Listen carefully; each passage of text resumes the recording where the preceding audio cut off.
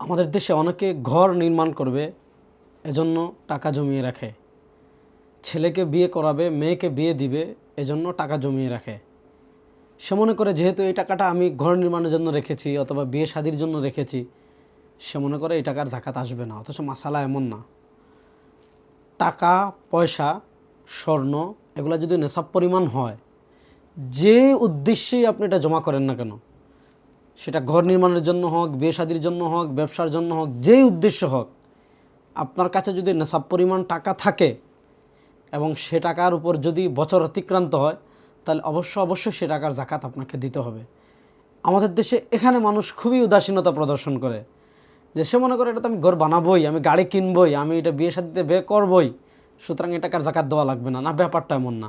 যে উদ্দেশ্যেই আপনি টাকাটা জমা করেন, যদি সেই টাকার মালিক আপনি হন এবং বছর অতিক্রান্ত হয়, তাহলে সেই টাকার অবশ্যই হিসাব করে 40 টাকা, 1 টাকা, 80 টাকায় 2 টাকা, 100 টাকায় 2.5 টাকা, এভাবে লাখে 2.5 লাখ, 2.5 হাজার, 1 লাখে 2.5 হাজার টাকা হিসাব করে করে আপনাকে অবশ্যই জাকাত দিতে হবে, যদি সেটা নেশাব পরিমাণ হয়।